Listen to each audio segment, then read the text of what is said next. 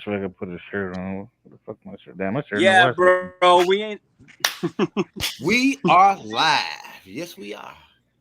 This is Yashib in Israel back at you one more again with some of my favorite human beings on this planet. We talking about scholarship at its finest. We got Eric Mad Scientist in the house, and we got Massachusetts Massacre Mike in the house. Yes, and we here to massacre and mangle all of these false doctrines and all of this ungodliness that just happens to just fester in the land. Well, needless Hey, to you say, we guys, got man, our work cut out introduce for us. yourself. Introduce yourself and let us know your piece, Mike, Eric. Massachusetts Mike, Michael J. Shannon, back at it. Right after last night's show with Yasha, we here trying to bring the truth, nothing but the truth. So help us, Yah. Dialogues That's based on history, truth, research, and I can't. knowledge. No pseudo apostasy. There's no apostasy on this channel. If you come to this channel, you're going to get the unadulterated, full-on effort of combined 35 to 40 plus years of experience in zeal for God, according to knowledge, sincerity, with the right heart and right spirit. That's all I got. Shalom, brothers. Shalom. Eric Mad Scientist. Yeah, it's Eric Matt Sanchez, aka Gabriel Hamalakia. You can catch me on Facebook, Eric Trueheart, Eric the Mad Scientist, or Gabriel Hamalakia. You can catch me on TikTok, Eric the Mad Scientist, Eric Gabriel Hamalakia. You can catch me on YouTube, Eric the Mad Scientist. You can catch me on Instagram, TrueHeart30, and you can catch me on Bing, Eric the Mad Scientist. And oh yeah, that's it.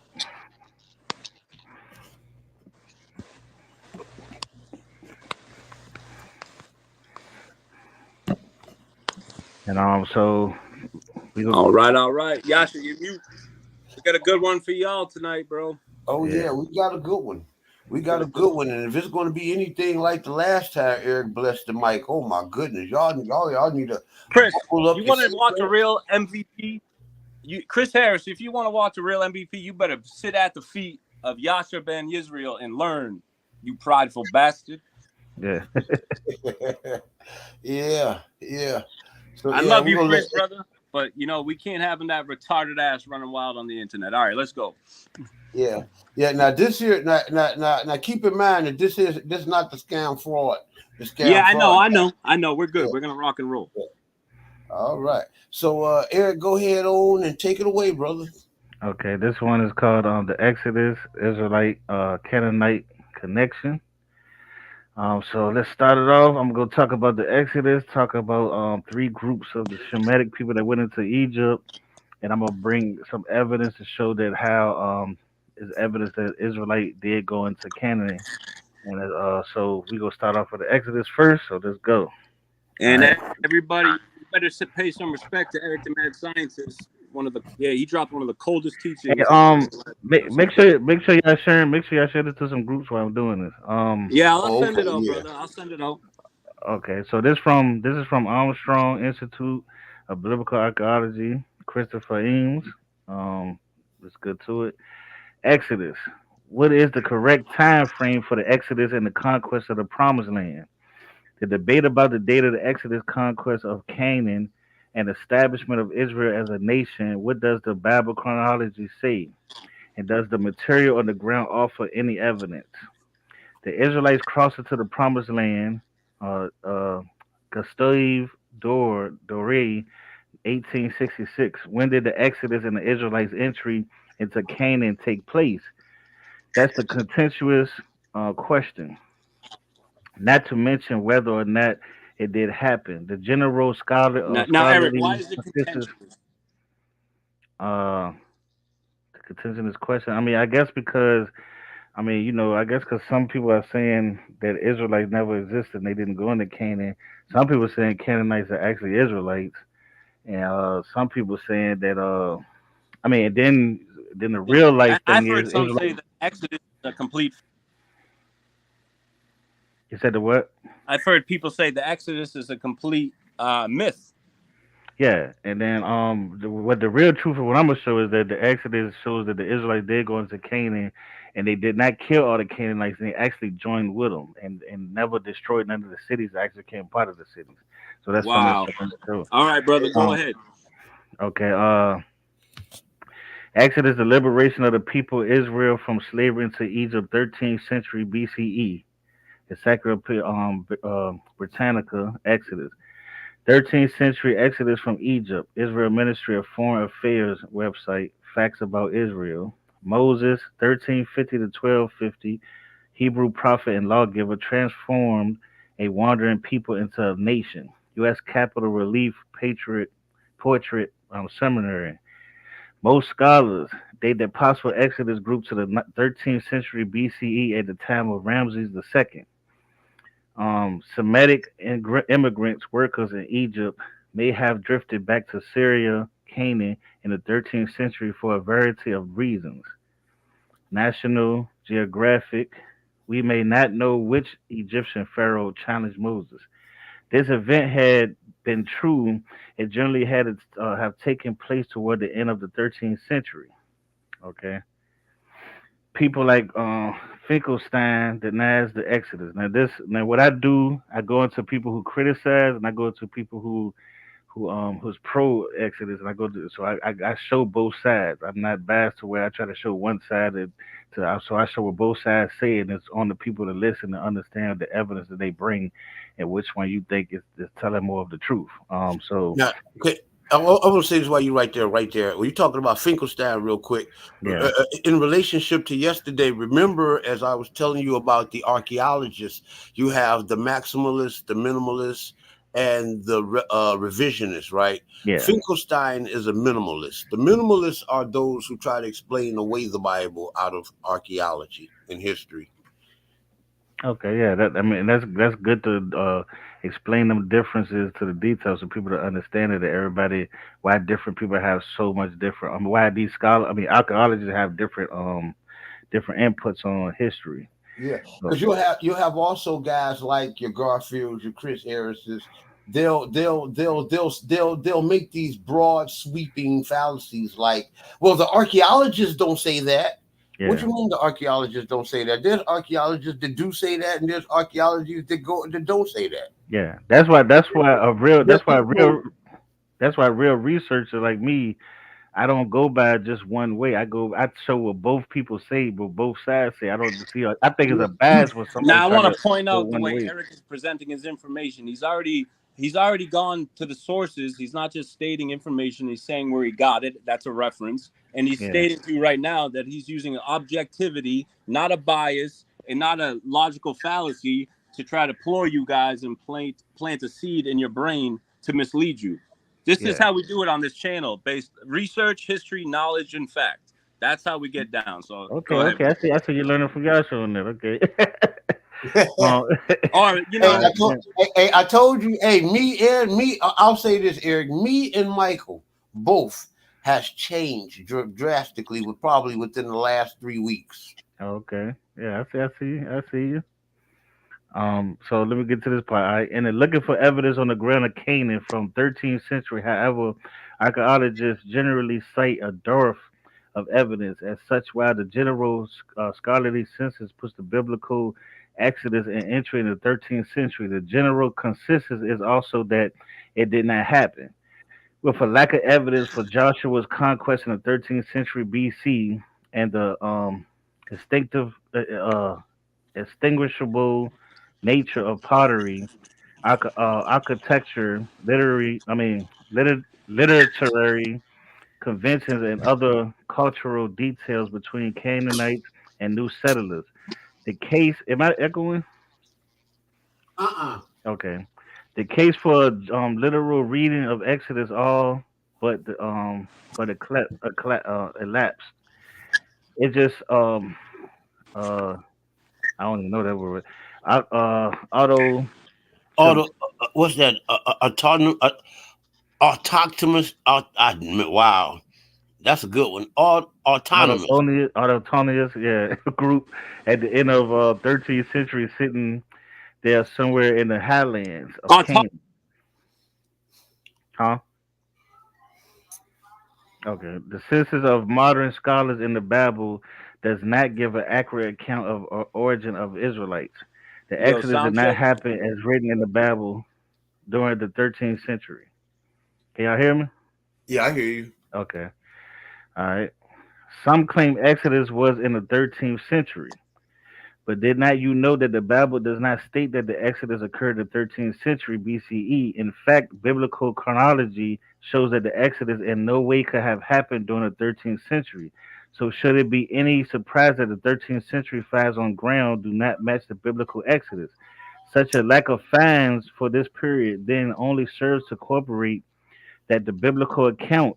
How can the Bible be condemned for something um, anti Antithetical. Yeah. antithetical to what it says? Let's examine the Bible says about when the Israelite Exodus and arrival in Canaan happened, how the 13th century date came into vogue, and where any uh, shit corroborative evidence lies. You know, and something antithetical means directly opposed to. That's what it means. Yeah. Okay. All What right. that? What that? So What was the word? How do you pronounce the word again? Antithetical, directly opposed or contrasted, connected with, containing, or using a rhetorical device or an antithesis. Mm. okay. Okay. Okay. So it All means right. being in direct and unequivocal opposition. Okay. The period of the Israelite kings has been well established, pairing the detailed biblical chronological information with datable archaeological discoveries. Numerous foreign inscriptions mention contemporaneous kings. King King Ahab Ahab, from First Kings. yep, for example, and mention of the Cork monolith in the context of the. Anybody know what that is? The Kirk monolith in the context Yeah. of the Battle of No, no, I'm Khoikhlar. talking about anybody know who the Cork monolith is? No, Anybody I heard of don't it? know. I Okay. have I'm not familiar with the Cork monolith. Okay. It's in the context of the Battle of Karkar, linking to the form of the reign to the several other regional rulers and chronologies. There is also a black obelisk mentioning the tribute to King Jehu. Now Hmm. King Jehu. Now this is in Now we're talking Israel, about in Gad the Egypt, seer. The book of Jehu is in the Bible. It talks about it in the Chronicles. Yeah. right? So, but this here is a stela or something, right? Yeah, it's a With yeah, Jehu on, obelisk, yeah. and it's in Egypt, right? Yeah. So why is these people keep lying and saying that there's no archaeological evidence of these people Yeah. Well, It's in dude, in Egypt? didn't well, they say they found the it's in the Kirk chariots in the Red monolith. Sea? Didn't they find the chariots in the Red Sea? Well, I I don't mean, know. that kind of been debunked by some people, Yeah. All right. Well, we went everybody, over last night most, that archaeology is not a scientific. It's not a. yeah, but It's not a science. most scholars are saying that they went up north around up north northern, Yeah. more northern part of Well, like Yasu just said, why are these people lying and say there's no archaeological evidence? You know, they're just lying, right, brother Eric? yeah, yeah, yeah. They just making up I mean, stuff. that's archaeological evidence right there, isn't it? Yep, it's mentioned in the I'm pretty sure we looked Kirk at it. mon.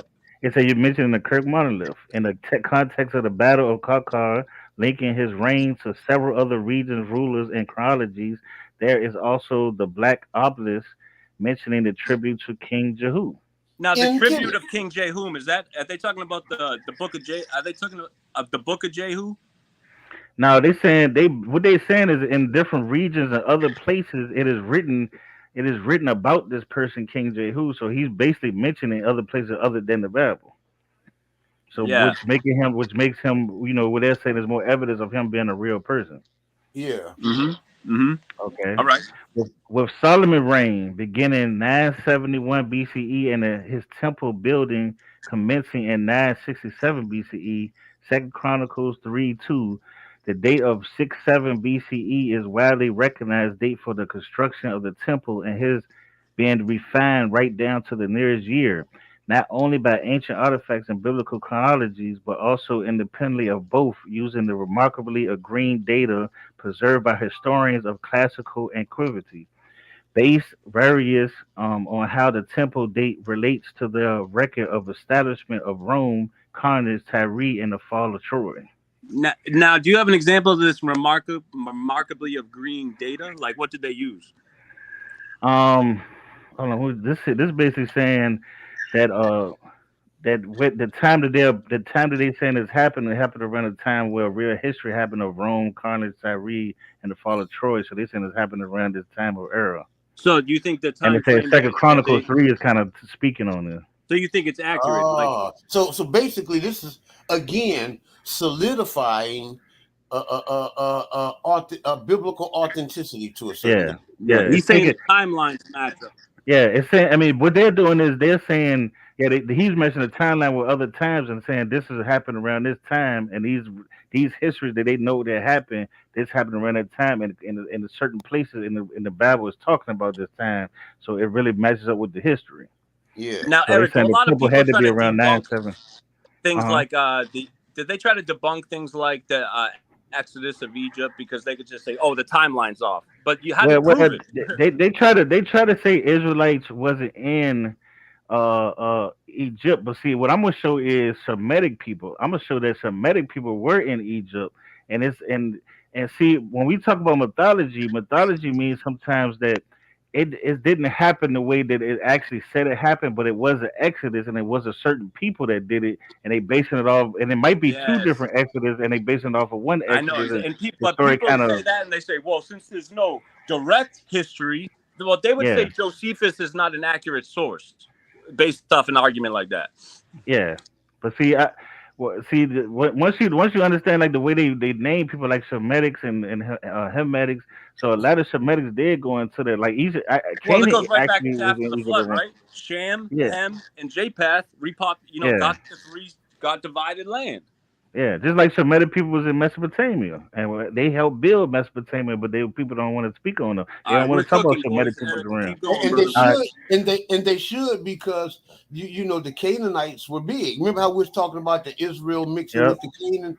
Israel was big, and I mean Canaan was big in Mesopotamia. I'm talking about huge. yeah, yeah. I'm And talking and, about at and people some don't know. point. And people don't know Canaan actually ruled part of Egypt at one time. I got that in here too. Yeah, I'm used that's to why I hearing said that from my lady friends. That was Yeah, Canaan huge. ruled yeah. ancient long time ago. Canaan was they was that Canaan Yeah, probably. because Canaan wasn't one people. Canaan was actually seven different nations Well, traveling in one I area. mean, Joseph mixed, Ephraim and Manasseh mixed. I mean, Moses, his wife, was an Egyptian. Yeah, but see, I hold on, let mean, me because I don't want to get to Canaan yet because I got a spot where we would get there and we yeah, would talk about that. Yasha. Hey, Yeah, Mace Yeah, Windu, back but off. this All right, this right here, but this right let him here, cook. right? Let him cook. Hold on, this right here.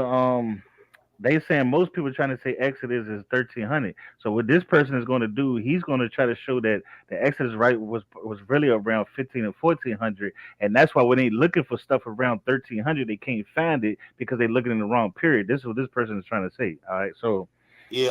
I've heard this argument Now, before. yeah, how far? So why I are have they a, misled? Why are they led to look in the wrong time frame? How did because what is leading them to they're the going wrong back time frame? which Pharaoh actually was in the time. So they trying to push this Pharaoh was in Moses' time, and instead of really well, studying it, so they going by the timelines and trying to say it. So it had to happen around this I'm time. go- I would answer that question on a different level, Uh huh. like dealing with the maximalists and the minimalists. Yeah. You know what I'm saying? You know, uh, they have to have contrast so they can argue because that's what they've been. The archaeologists pretty much fighting against each other. Yeah. When they go do them digs, those guys, let's say you got my squad, you got your squad. We over there both racing Yeah. to get information. You know what I'm Yeah. saying? And we try and we actually beefing each other with each other. Yeah. Like he said, you got one people that trying to prove historical things that's in the Bible, and you got one person trying to say no, this doesn't prove the Bible. So he's like, yeah, they Yeah. arguing over it. And that's how and when you see this, you're going to see the maximalists go with this timeline, the minimalists go with this timeline. Yeah. That type of thing. Okay. What was it Exodus between 1500 to 1400 BC? And the date of 967 BCE is critical to this discussion. First Kings 6:1 reads, And it came to pass in the 408th year, after the children of Israel were come out to the land of Egypt, in the fourth year of Solomon's reign over Israel, in the month Ziv, which is the second month, that he began to build the house of the Lord. From here, it is a simple math. 480 years earlier than 967 BCE brings us to an Exodus date of 1447 to 1446 BCE. Subtract the 40 years of the sojourn to the wilderness, Joshua 5:6, and that brings us to the entry of into Canaan around 1407 to 1406. That's nowhere near the 13th century. That's 200. That's 2 centuries earlier, the 15th century BCE. Okay. Mm. Teach Other about other evidence of the Exodus date being 1500 BCE. One of the latter biblical judges on the scene before the monarchical period was Jephthah. Judges 11:12. Based on the internal dates in the book of Judges, he would have been on the scene about century before David, around 1100 BCE. During his time as a judge, a territorial dispute with the Ammonites arose over the land of Israel had conquered just before Moses' death. Jephthah uh, questioned the timing of the Amorite king desired to reclaim the land while Israel dwelt in the area. Yeah, I got you.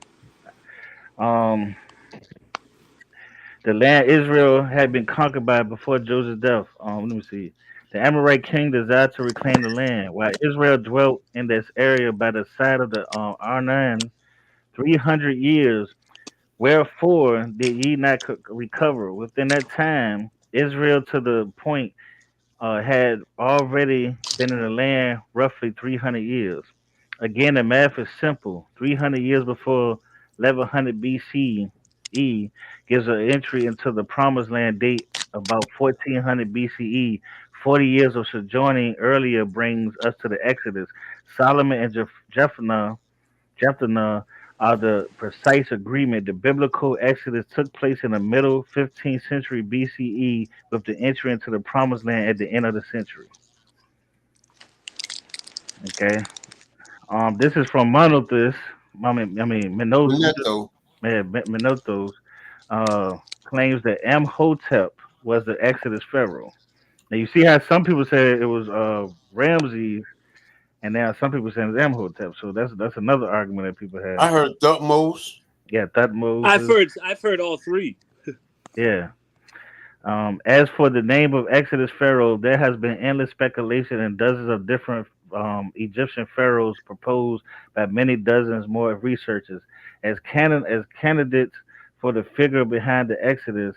Actually, there is quite a good historical reason for why he is not s- specifically named in the biblical account. Now, can we name Nevertheless, what the that root third is? let me see if they said. Nevertheless, the third century BCE Egyptian historian Menethos identified him as a pharaoh named Amhotep. Pharaohs with the name ruled Egypt from the late 16th to 14th century BCE, again fitting squarely with the biblical time frame of an early 15th century Exodus. I think what he trying to say because the date that they gave was around another pharaoh time, but they saying if you back it up to the 15th century like he did, he's saying the time would have been in the time of Amhotep. Now, see how far these people go, and maybe it's because they don't want to do research, but you see how extensive it is even to get in the right direction to get to the truth.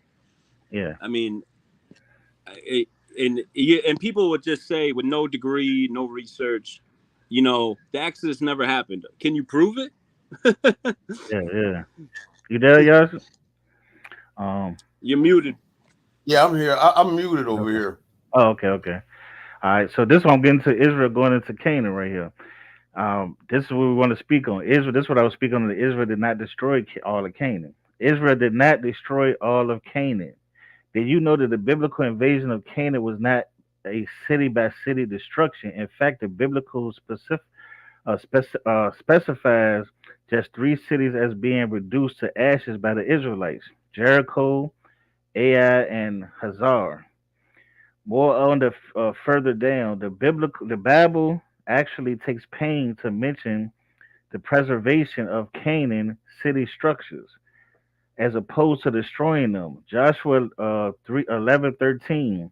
But as for the city that stood on their mounds, Israel burned none of them, save Hazar only, that's following the destruction of Jericho and Ai. Instead of the Bible describes numerous staged land battles with the Canaanites, city destructions are a good fit with the latter bloody judges time period. So they're saying that they didn't destroy all the Canaan, they didn't destroy all the cities. They actually left some there, and you're going to see that they actually mixed in with the people. And this is how they, because people say they destroyed them. Everybody used to say that, but then when you started studying them, you say, well, if they destroyed them, how the hell was they worshiping Canaanite gods? Then that don't make any sense. How you worship Canaanite gods? How you sacrifice it to Canaanite gods? But the Canaanites are all destroyed. So what influenced them to start doing it if it wasn't nothing but Israelites there? Okay. Israelites moved to existing cities in Canaan and cultural differences. Besides this, what about the general lack of definitive evidence of cultural change to new population, change to dwellings? Pottery, sometimes that did not start become more noticeable until the 13th century and beyond. The Bible itself primitively states that this would not be the case. Deuteronomy 6 reveals that Israelites was simply moving to exiting Canaanite cities again rather than destroying them, and would continue to use their equipment and work their fields to give thee great and goodly cities which thou didst not build, and the houses full of all good things which thou didst not fill, and the cisterns hen out which thou didst not hew, vineyards and oval and olive trees which thou did not plant. Verses 10 and 11. In one respect, there would be somewhat of a cultural difference. The abstaining from non kosher foods, something unique from Canaanites. As long as the Israelites adhered to those commands, and evidence of this, as well as certain other unique sacrificial um, peculiarities. Did y'all get what that was saying? I don't know what that last word meant. Yeah, I don't know. But what it basically was saying is just when we start dealing with the Canaanites, that they actually show is actually evidence where they go be able to show that that the Israelites still kind of kept the commandments, and you're going to see certain things that they can prove that it was a people here that did not go through about Canaanite culture, and they actually was kind of separate from it. Yeah. Okay, showing the archaeological characteristic of Israel. Four horn altars. This is in Canaan are known as characteristically Israelite. Verses throughout the Bible describe the requirement for altars to be created with horns on each corner, and thou shalt make the horns of it upon the four corners thereof. Exodus 27:2. So this is actually this is showing you the altar. This is showing you them putting the horns, and this is showing you the verse of it. So how can they say it ain't no evidence or historical things in Canaan, right? It's crazy. During, during sacrifices, blood would be placed on each of the horns of the altar. Exodus 29:12. Also, intriguingly, the altar horns were regarded as a place of safety. Both traders, Adonijah and Joab, who attempted to observe King Solomon, fled to the tabernacle altar, clinging to the horns of their life. Okay. I like to say peace to the chat, peace to Rodney Gaston, blessings to the brother. Hey, that brother right there, man. Hey, me and this brother had Israelite conversations 20, 30 years ago. Oh, really? Yes, blessings. You know, he was one of the guys that was around, man, when I was doing my rap days, man, when I had my little record company and stuff. And back then, I bring that up because I was rapping Israelite raps back then, Okay. back in the 90s, you know, when it was even heard of. Yeah, peace to Rodney Gaston. Okay. So this is right here. We will start showing some evidence. All right, Israelites started worshiping. Now this is important because if you Uh-huh. watch any HOK debate, mostly they're gonna say like Chris Harris did in that one yesterday, Yasha. This exists in most Egyptian records and tries to be slick in what records? Now this is what how you properly this is the opposite of gish gabbing. We're gonna directly say our source, and Brother Eric's gonna break it down. Yeah. Hey, y'all know who this is in this picture, right? Nope. I think, if That's I ain't Buddha. mistaken, it's Bilal. I I think don't it's know. Bilal. I think it's Bilal and L. If I ain't mistaken, I gotta. Oh, I think Yeah, that's who that I is. I mean don't they know. had Shit, I finna say Trump or somebody. I don't No, know. no, no. I think that's Trump. L. No, I was talking crap. All right, hold on, hold on. All right, the Israelites started worshiping pagan gods. Further, the Bible reveals that the Israelites failed to drive out a bulk of the Canaanite population and even turned to Canaanite paganism themselves. Judges 1 and 3, Judges 5, Now according you to the see how Brother eternal Eric biblical. puts the reference to the book chapter verse right there. That's very important. According to the eternal biblical chronology, is set around the 13th century BCE. It laments the earlier state of poverty that the Israelites as a nation was in up to that point. The highway seized and the travelers walked through byways. The rulers seized in Israel. They ceased. They chose new gods. Then was a war and gates. Was there a shield of spear seen among 40,000 in Israel? Verse 6 to 8. But then note what occurred during the century, the 13th century BCE. Awake, awake, awake, arise, led that captivity captive. Then made he a remnant. Other translations read Israelite survivors to have dominion over the nobles and the people.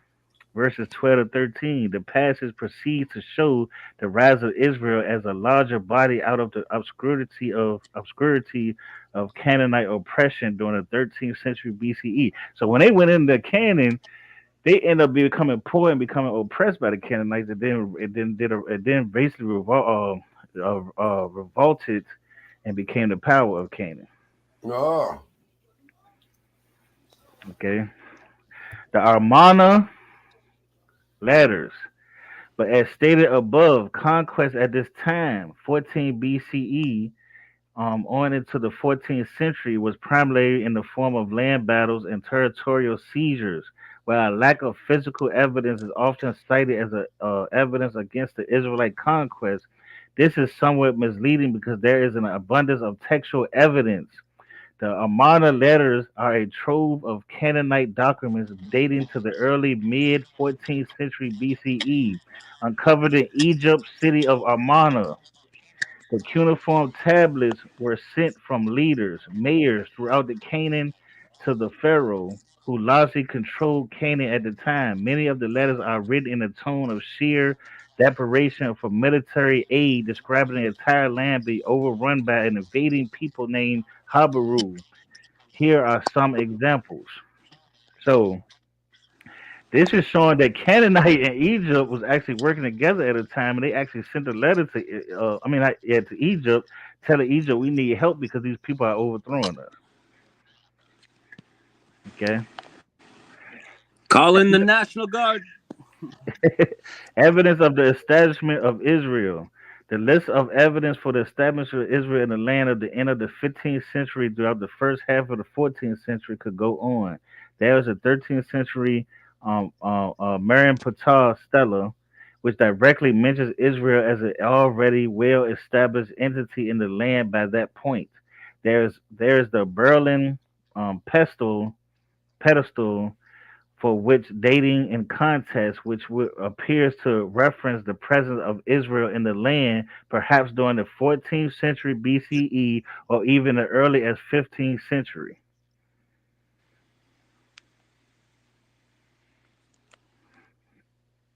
Amotep speaking on the people of Yahweh. So this is going to talk about one of the Shemitic people I'm talking about. It's called the Sashu people, right? Then there is a late 15th century Shalab inscription of a pharaoh Amenhotep III referencing a nomadic people of Yahweh. This is the earliest known inscription bearing the name of God Yahweh and is in the context of territory somewhere in around Canaan. This is especially significant given that prior to God's inscription to Moses, this name Yahweh was not known to the Israelites of their forefathers. Exodus 6:2-3, nor to the Egyptian Pharaoh 5:2.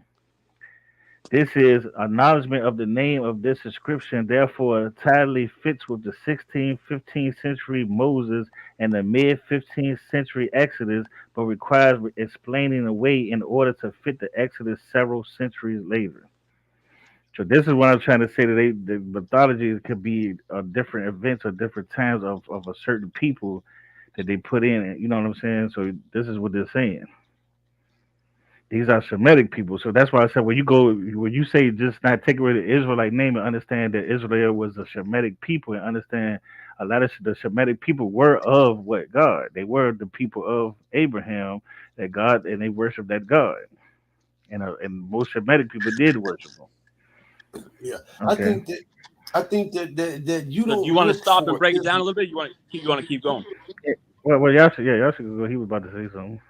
I forgot what I was going to say. He made me forget what I was Oh, now going to. we were talking about the different aspects of Yahweh and the Shemitic people. Oh, I was going to say, what people fail to realize when you're looking into history, right?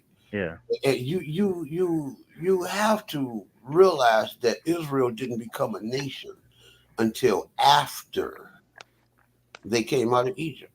yeah, There was no such thing as an Israelite nation prior to Egypt, right? So yeah, this is why they say you hear Jabari and all of these minimalists say stupid things like they found there's no evidence, right? They talk about they didn't check the whole desert. They didn't find no bodies, but they did find bodies in the desert, right? yeah, Now Jabari is saying, but we don't know those are not Israelite bodies because Israelites were buried in a culture. They didn't have a culture. Everything that they had prior to leaving Egypt was all Egyptian. yeah, So And that's how fast you just cut somebody. those bodies that you saw in the wilderness are Israelite bodies. You're not going to see them buried in the desert in the Israelite fashion because there was no Israelite fashion at that time. They yeah, didn't have a law, they didn't have a constitution, they didn't even have a nation at that time. They yeah, didn't have a diet, they didn't have none of these things.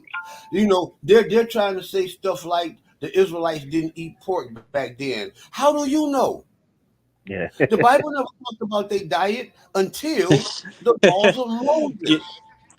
yeah, Now, it's very So, important what so Yasha just said. all of this Israelite identity that you're looking for prior to them leaving Egypt is asinine and stupid.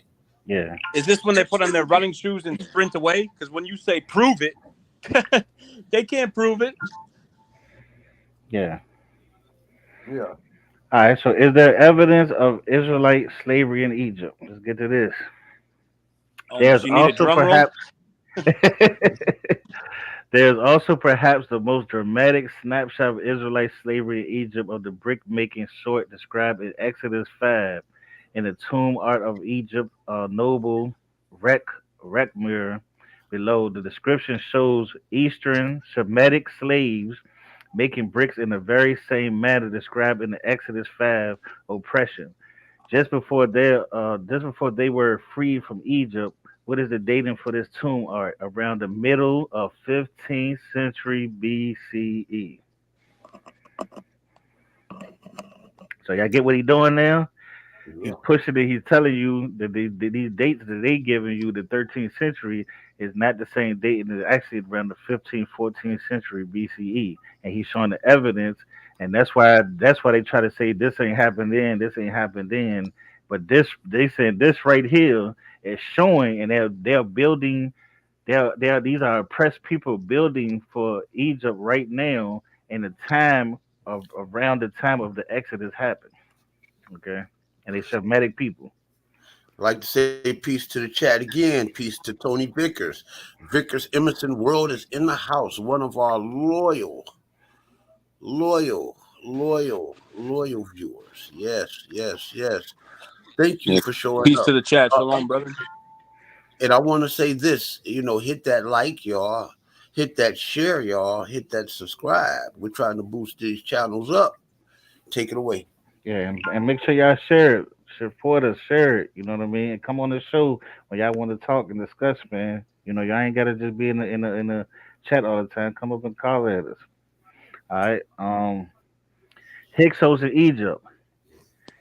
Then there is external evidence of an early date of Exodus from Egypt itself, as tied to the 16th century BCE, Egyptian oppression and overthrow of the Semitic Hyksos population and the expulsion thereof east from the land. Josephus directly identifies these people as the Israelites, translating their Hyksos title as shepherd kings.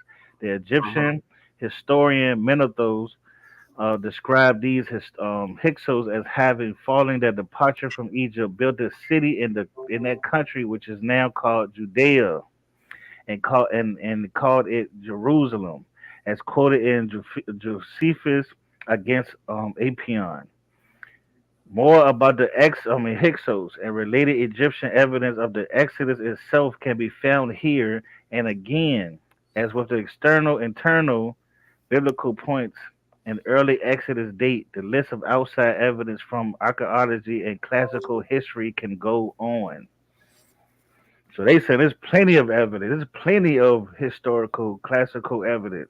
Archaeology, they can keep going on and on with this evidence. So how do you get plenty out of none?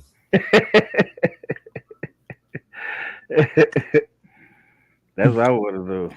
So this is all focusing on the maximalists and the Mhm. minimalists. I The baked the vanilla minimalists, cake, but this is chocolate, white chocolate. Yeah. You see how yeah, those deceptive that is? minimalists, the minimalists, man, they'll just wipe the Bible away. Oh no, couldn't be. Yeah. And that's crazy. You talk about they overlook all of this evidence. There's a problem in the hatred for God, man, Yeah. and the people of God on this planet. I'm talking about it's Apostasy like, and reprobateness runs amok.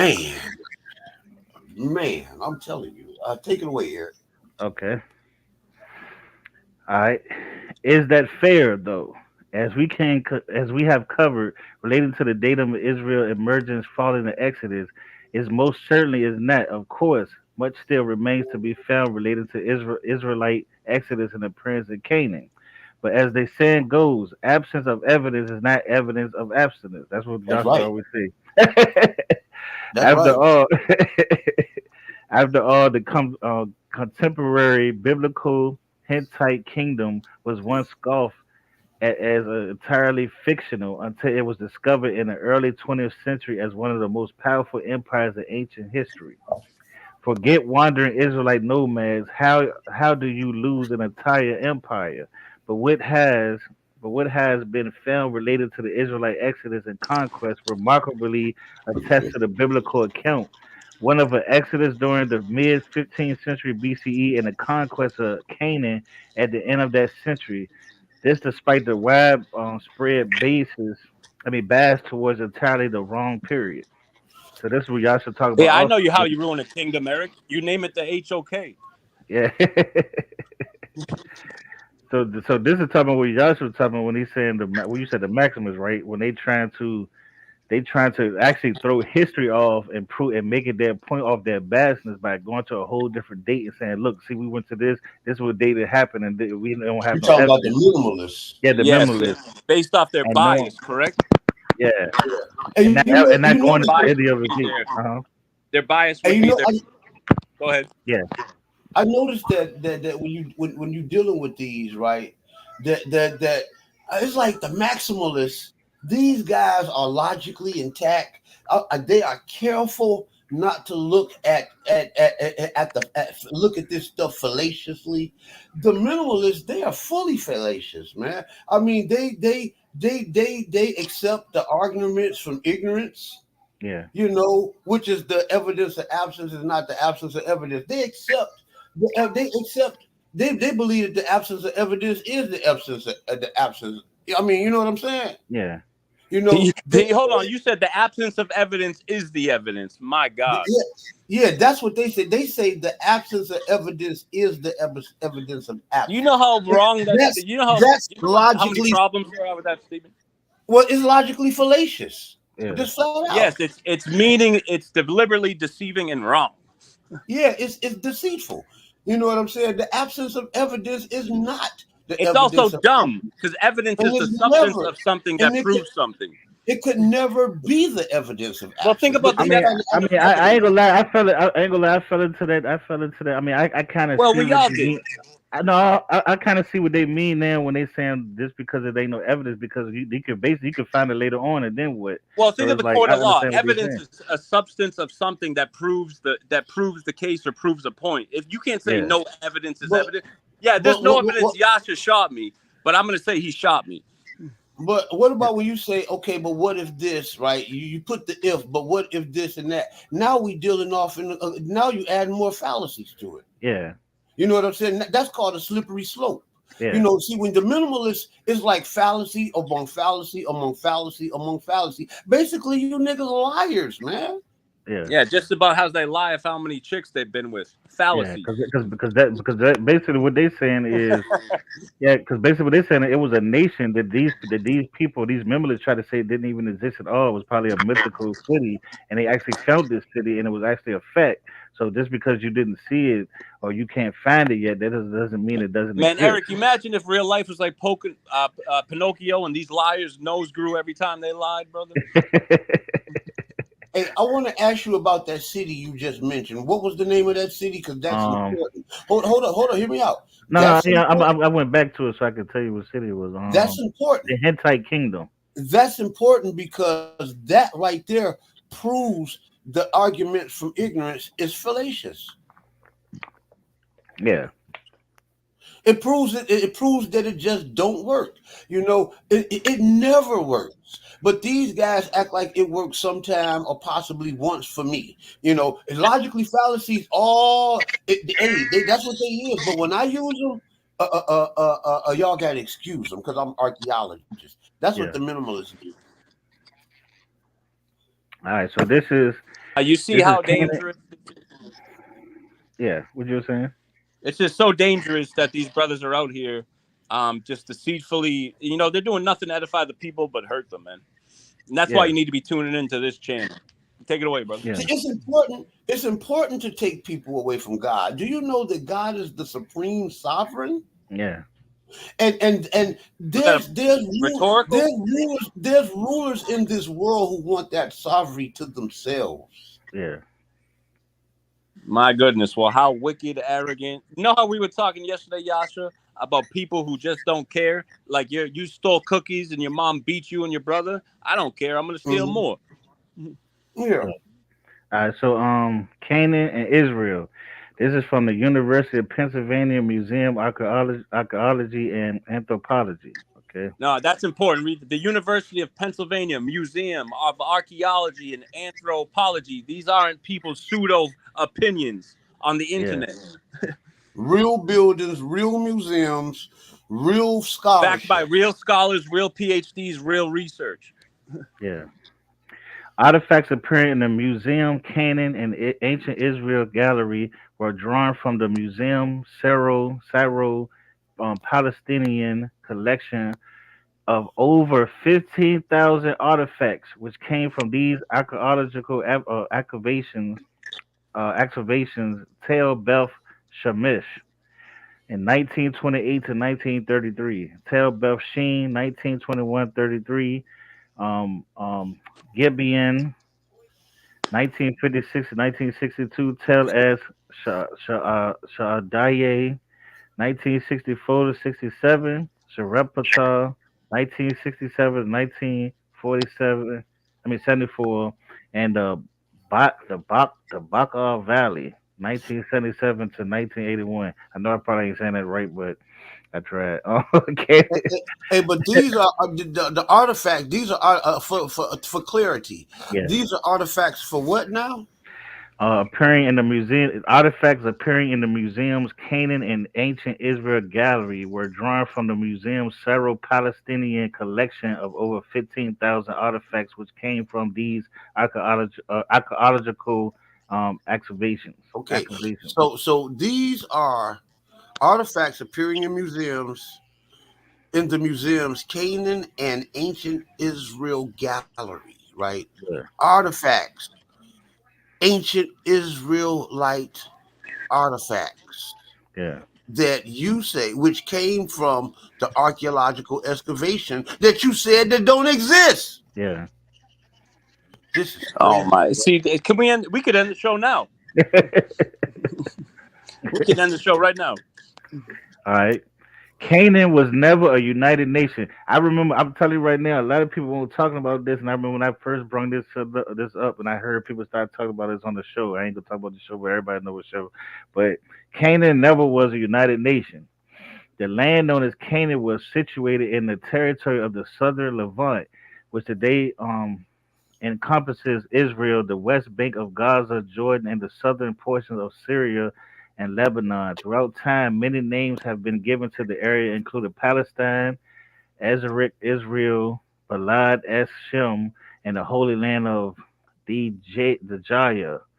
The earliest known name for this area was Canaan. The inhabitants of Canaan were never ethnically or politically unified as a single nation. They did, however, share sufficient similarities in language and culture to be described together as Canaanites. Israel refers to both a people within Canaan and later to the particular entity formed by those people. To the authors of the Bible, Canaan is the land which the tribes of Israel conquered after an exodus from Egypt, and the Canaanites are the people they disposed from the land. The Old Testament of the Bible, also known as Tanakh, is particularly concerned with the religious history of Israel and Canaan.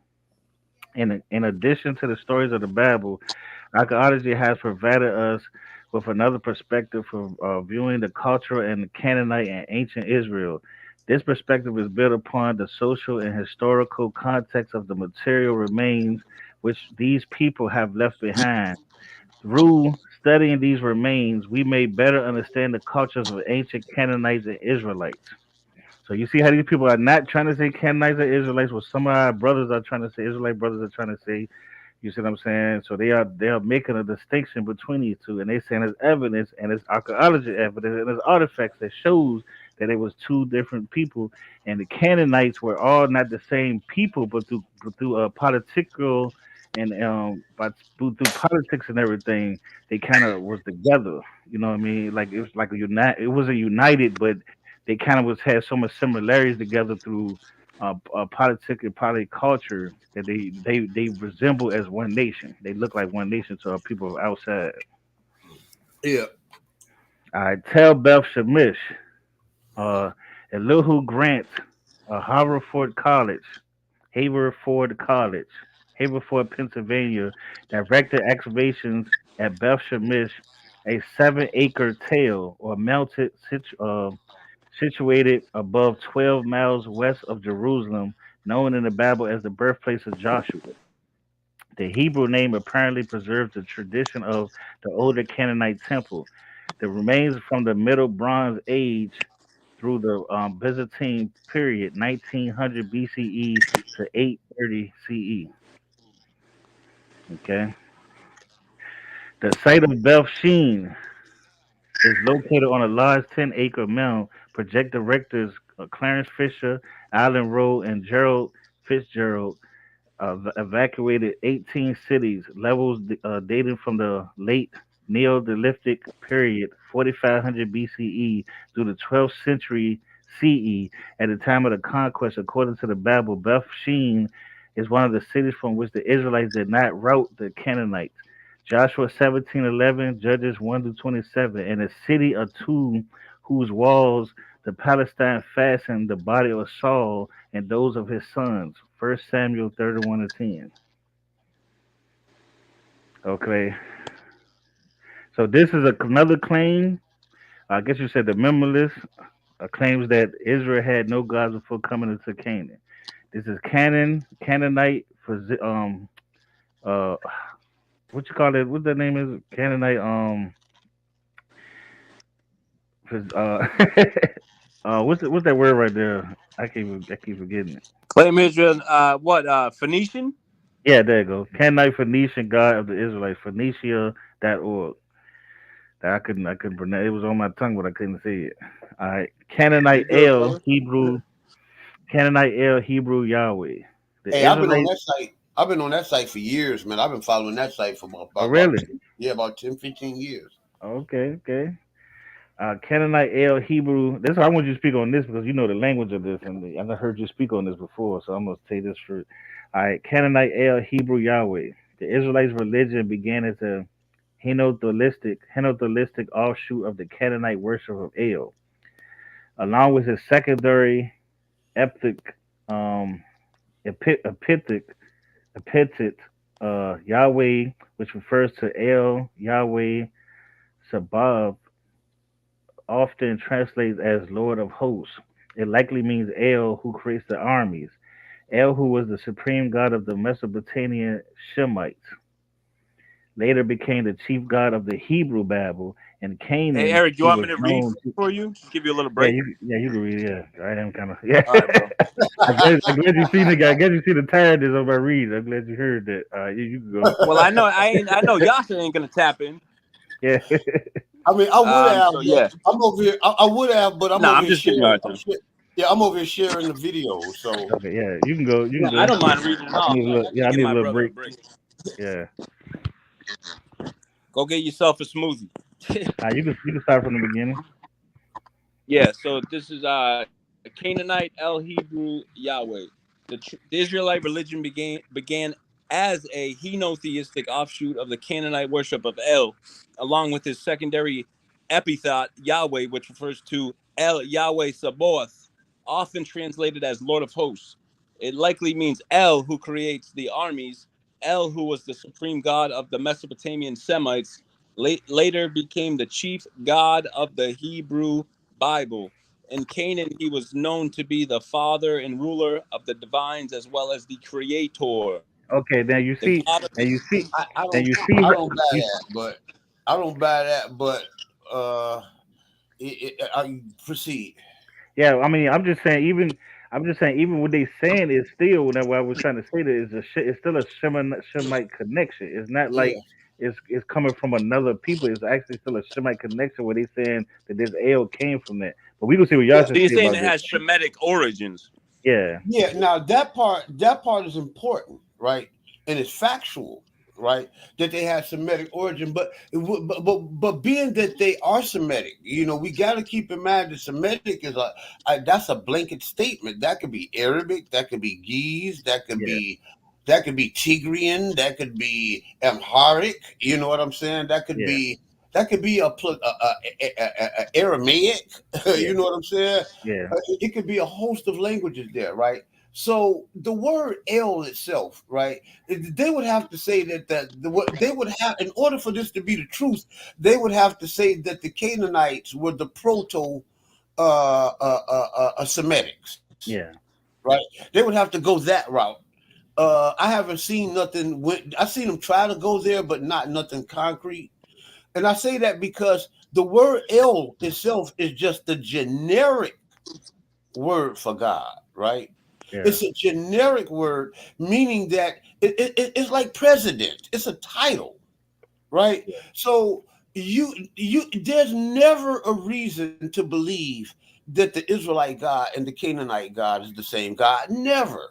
There's never a reason to believe that. It's never. It's just like saying that because George Washington was the first president, every president in this country it came after George Washington. No, they didn't. I'm saying. I mean, that's like every president that George Washington is the president of the world because he's the first president.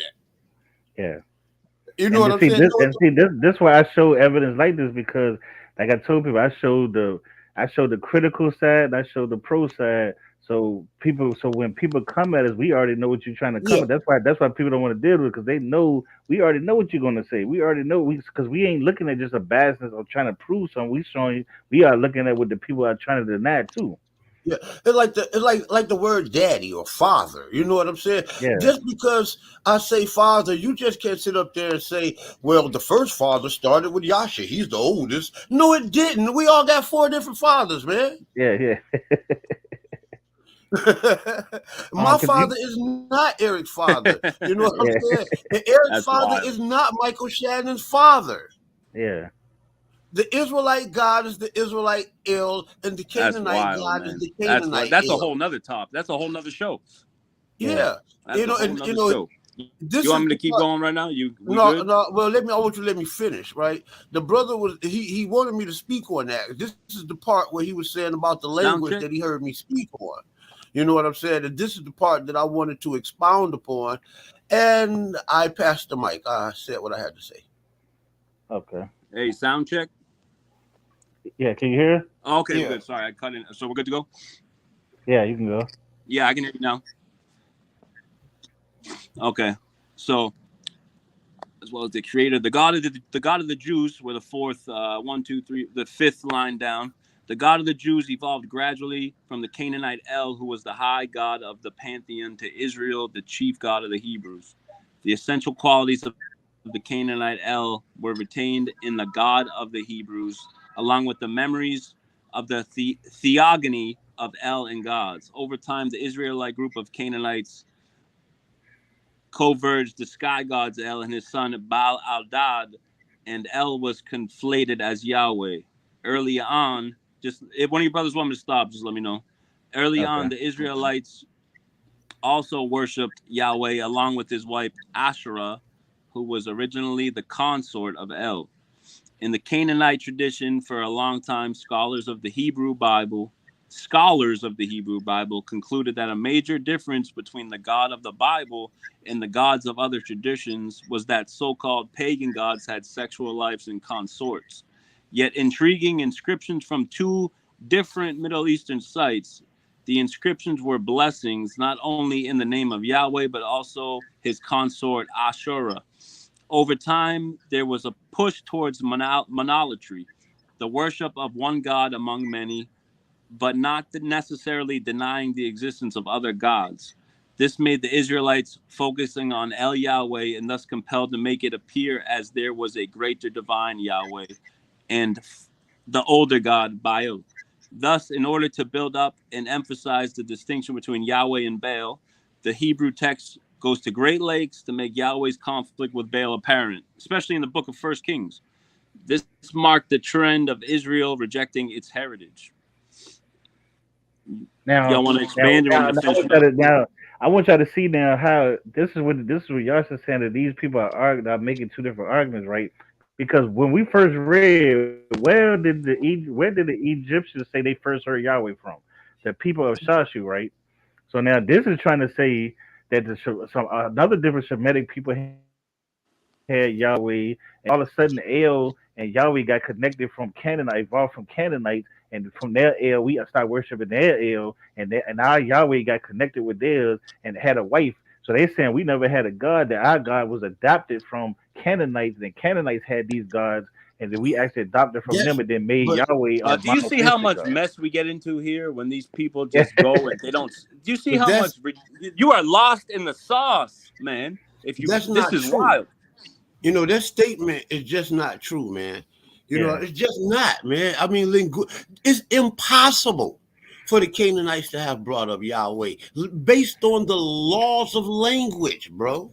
Yeah. This sounds Okay, like schizophrenia when I hear me read out. and this. people Hold and up. people and, and Don't- people and people that's listening understand this man understands Canaanite and Israelite language. So Hebrew, Israelite, and Arabic, right? yeah, So okay, like the Hebrew, the Arabic, we looking at. You always hear me talk about the IA, the AI verb, right? no, The ehia, the haya verb. The name Yahweh comes from the haya verb, right? The haya verb in Hebrew is what's called the to be verb, right? The to be verb is words like to be, like to exist, right? Because that's what haya is to exist, right? This is why Yahweh name means to exist for the most part, right? It got something to do with the existence. The Yeah. root word of haya is to exist. So that's the verb, right? In Hebrew is the haya verb, is the to be verb, which is the root of Yahweh's name.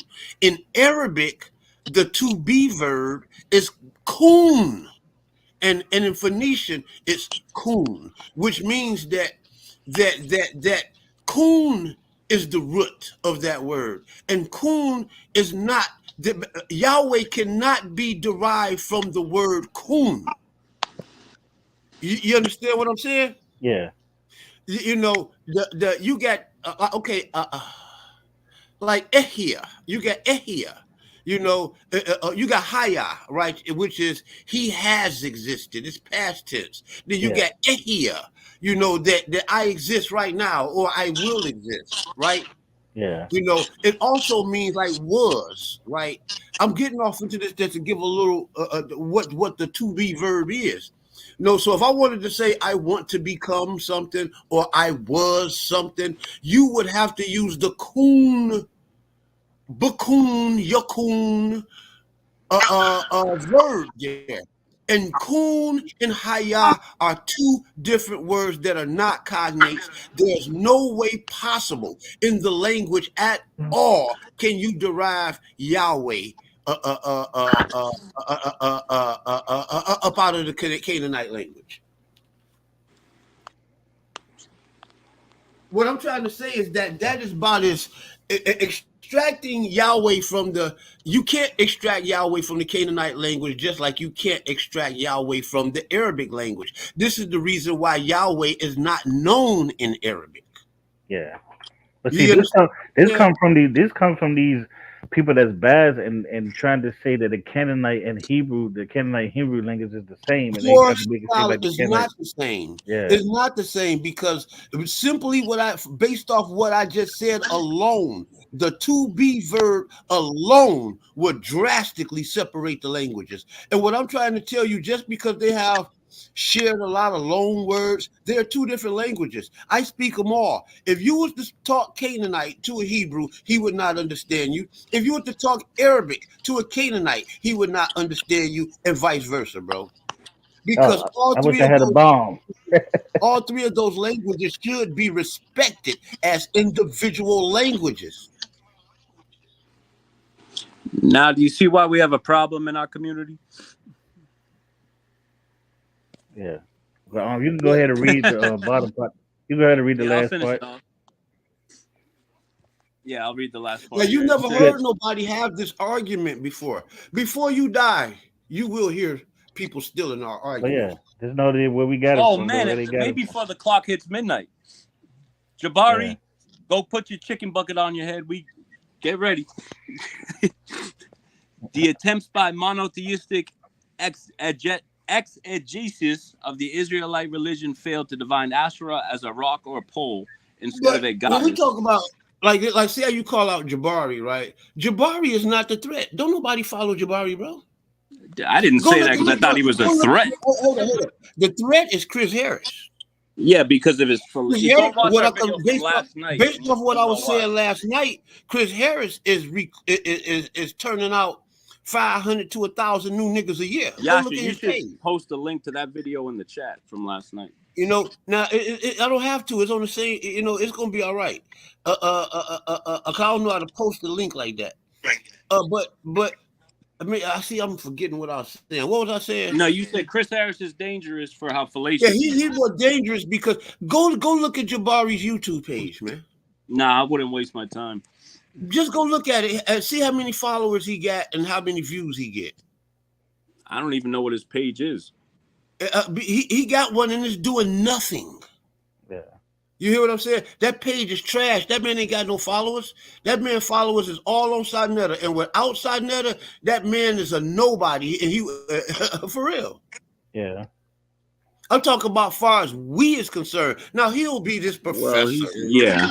You'll be this and college that. But man, that shit don't mean nothing to nobody. It don't mean nothing to black people. And in order for him to have any type of grasp, a hold on the black people, he needs Sinetta, man. Does it have something to say about the HOK when they call him the Floyd Mayweather? Yeah. I mean, I'm just gonna. Let's get back to this real quick, because I don't want to throw people. People might be trying to listen to it. Yeah, I'll start from the beginning. The attempts by the monotheistic exegesis of the Israelite religion, which would be Judaism, failed to define Asherah as a rock or pole instead of a goddess. Poles and large stones were the main features of the Canaanite temples and were placed in the midst of the holy places. Thereupon, the Israelites were always well aware of the holiness of such representations of Asherah in Canaanite temples, hence the stones. Hence, they accomplished them in their own temples as well. So they had distinct features inside the temples. Okay. All right. So this is the claim that Yahweh and Belial are connected. Okay. This is the claim. All right. The connection between Yahweh and Belial is undeniable. We found narrative instances of Israelites undertake to understand that this connection in parts of the Hebrew text, such as Exodus 32 and 8. Crafting of the bull by Aaron by the Hebrews when Moses was in Sinai. Their bulls were referred to as gods, in which is said, "These are your gods, O Israel." We see in the Israelite religion precisely what one should expect to see from a religion evolving from assimilating surrounding religions. In numerous passages, Yahweh is depicted as an ancient Near East storm deity, which is false because I've never seen nobody prove that yet. The most notable of which is Belial Hadad. Like Belial, Yahweh is a warrior who descends from his mountain home riding in a chariot of clouds. His voice is a thunder, and his weapon is lightning and earthquakes. The skies release rain in the command of the privi- primeval times. He asserted his authority by defeating the sea, becoming the ruler of the skies. Exodus 15:3 reads, Yahweh is a warrior. Yahweh and his name Numbers 23 and 22. El, who brings them out of Egypt, is for them the horn of the wild bull. Numbers 24 and 8. El, who brings them out of Egypt, is like the horn of the wild bull for them. He shall devour the nations that are his foes and break their bones. El of the Canaanites was also called bull and warrior. Here are some examples of parallels between Belial and Yahweh as attested to by the Ugaritic literature and in the Belial cycle in the Hebrew Bible.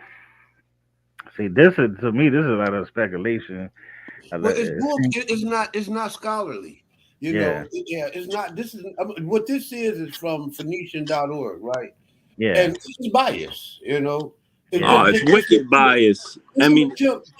It's an attempt for them to try to write themselves into the Israelite you see saga. how the Israelites always try to get This co-ops, is bro? this is this is what Chris Harris refers to as shoehorning.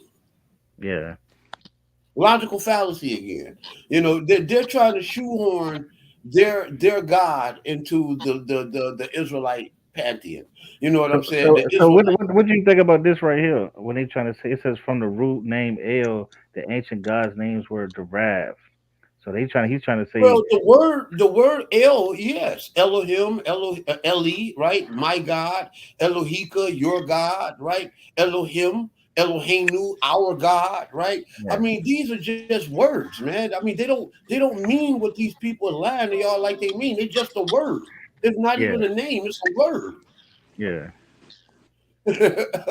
So do you believe these people not really they're not linguistics? They just people who trying to put the words together. They're not Yeah, really well, linguistics. there's a problem in there because, like, okay, today I was at the gas station, right? I went to the gas station and I was showing off to some of the brothers, right? I told the guy in the gas station in Arabic, I said, Bahat Hada, which is look at this. I'm telling him, look at this, right? And what I wanted him to see was me talking to him, the reactions of my black brothers seeing another black brother talk to this Arab in Arabic. Yeah. You know what I'm saying? So that's what happened. So when we did that, I began to talk to the brother and I asked him in Arabic. You know, I told him that I speak Hebrew. I told him that I speak Arabic. And I told him, I asked him, did he understand Kana Ani? Right? Now, Kana Ani, he didn't know what that word meant. Now, this is a fluent Arabic speaker. Yeah. Right? This is a fluent Arabic speaker. And he don't know what Kana Ani is. He don't know what the Phoenicians and the Canaan. He don't know nothing about that stuff. You would think if all of that was related that he would know. So he don't know nothing about the Kanaani.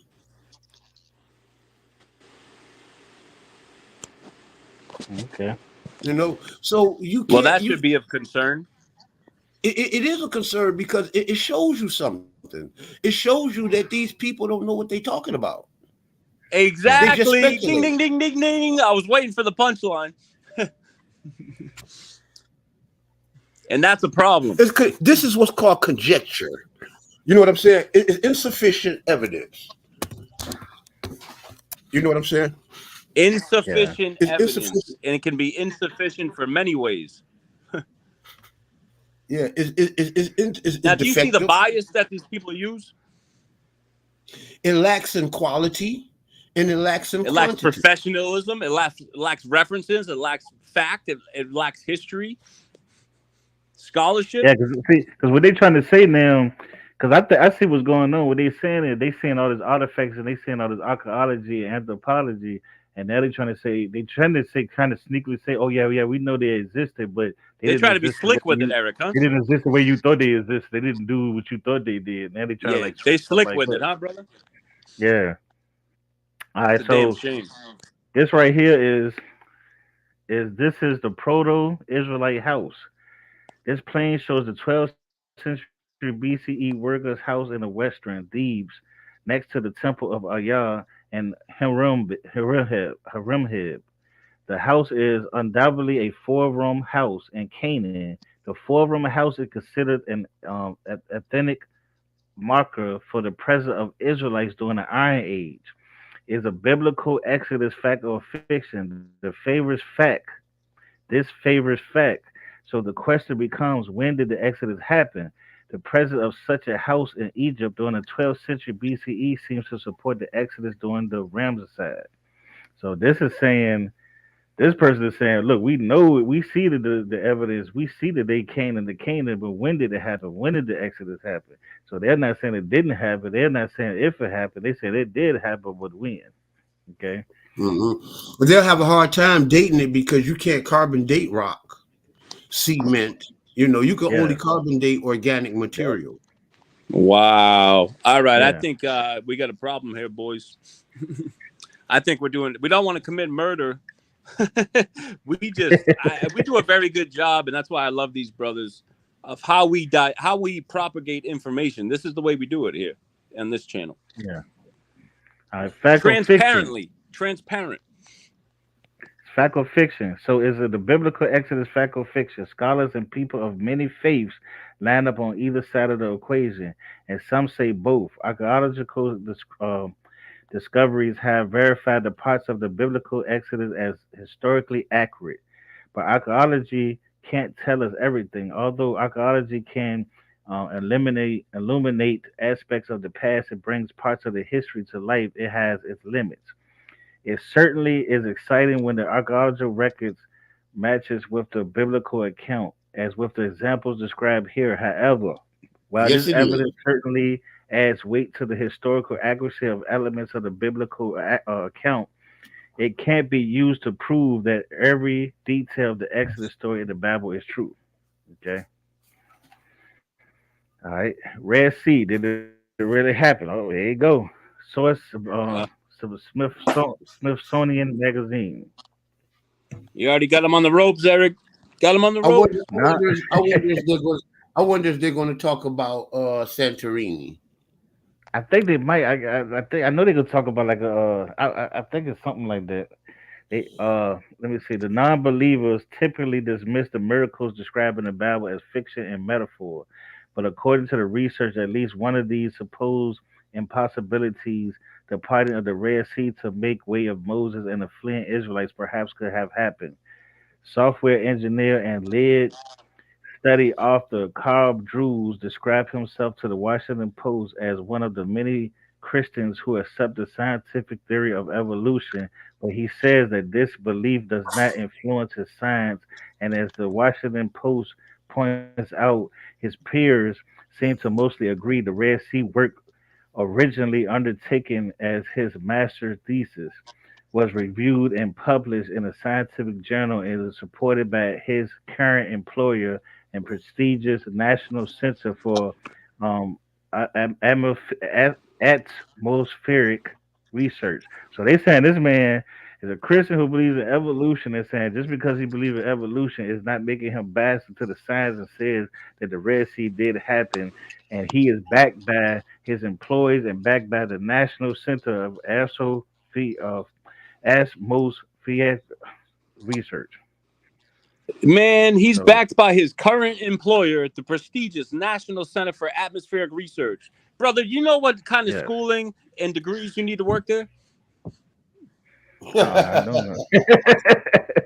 I don't. Brother, I Exactly. mean, all right, man. This you is need to what I'm carry. talking about. You need to carry the Chris Harris, Garfield, and Jabari Jack.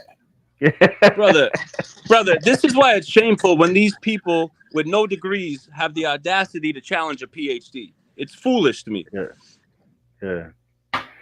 Was This guy it? will challenge a PhD and run up to him with all fallacious Now, arguments. you Like, think God they could put an damn, application into the research center? Come on, brother. no. Uh, what? Them guys with application would not be considered. I didn't And, want to and, let that slide over everyone's head. It's I'm just saying prestigious employee. and with Come on. y'all YouTube Wait, pages wait. flying off with y'all YouTube pages blowing up, y'all should, if y'all were telling the truth, y'all should easily be able to get a job doing this. Oh Wait, yeah, the how about Atmospheric Research Center. how about you break that? Tell us what a little bit about it. What is it? Well, what can you go? What was the full name of the school again? Um, let me see. Oh, On the last slide at can't the end. move. Okay, hold on me, cause it's kind of slow now. I think it was something Atmospheric Research Center. Yeah, Okay. the National Oh, dang. Center This for right. Hold on, I Atmospheric just messed it up. Research. Yeah, I got it. National Center for Atmospheric Research. Yeah. And it said prestige, so you know that's when they put prestige in front All of right, it, you hold already on, know. hold on. The National Center for Atmospheric Research. Okay, so I'm on Yeah. their official website. The website is ncar.ucar.edu. I'll put it in the chat. Yeah. So it's the world class research in earth science systems. So, all right, learn more about Ooh. us. So, I'm just going to read right off their website, okay? The USCR, the USCR, our scientists are working on improving models of wildfire behavior using research aircraft and other tools to explore the air quality impacts of smoke plumes, understanding how wildfires may change in warming climate, and much more. These fires, so they do, they study forest fires, but scientists are conducting research on varying fronts. So they're improving models of wildlife behavior. So they do, they basically study the patterns, causes, and manipulations of wildfires using aircraft, research, technology, things like that. Okay. Okay. Now I'm going to see if they have on the bottom. I'm going to see if they have. Okay. So you need at least a master's degree of you need at least a master's degree of education to work in a place like this because that is a federal research facility. Okay. Okay. All right. So, what is the Red Sea? Drew's work is founded on the idea that, based on a slew of archaeological evidence, it wasn't actually the Red Sea, but the Eastern Nile Delta, at the body of the water called the Lake of Tanis, where did the parting that did the parting. The Washington Post explains, given the conditions of the lake a couple thousand years ago, a coastal phenomenon called a wind set down. Very strong winds, in other words, could have blown in from the east, pushing the water to create a storm surge in another part of the lake, but could completely clearing water from the area where where the wind was blowing. As the Washington Post writes, such events have happened fairly recently in parts of the Lake Erie and in the Dow Delta. Okay, let me see. All right. Now this is, of course, there are a lot of assumptions here that the crossing did indeed occur in the lake and not the Red Sea, that the Israelites' timing was spot on, that Drews got all of the lake parameters correct, and perhaps most importantly, that the book of Exodus is indeed a historical account and not a work of fiction, as Post includes. While Drews may indeed describe an atmospheric and ocean effect that can really happen, trying to suggest this phenomenon can explain a biblical event in another matter entirely.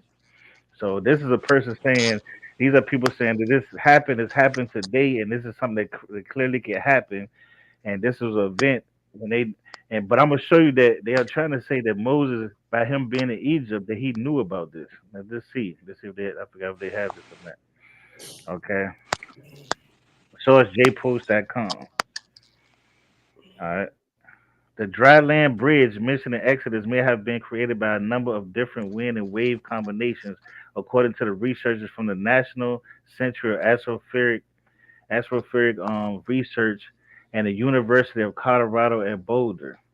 They now claim that have used computer modeling to reconstruct these possible wind and wave combinations.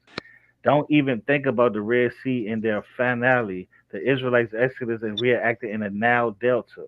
In the end, he came to the conclusion that a consistent wind of 63 miles per hour blowing from the east over the lake that had been digitally recreated along with the Mediterranean near the modern city of Port said might have swept the water back into the western shores, exposing wind, mud flats, and forming a land bridge that would remain high and dry for 4 hours.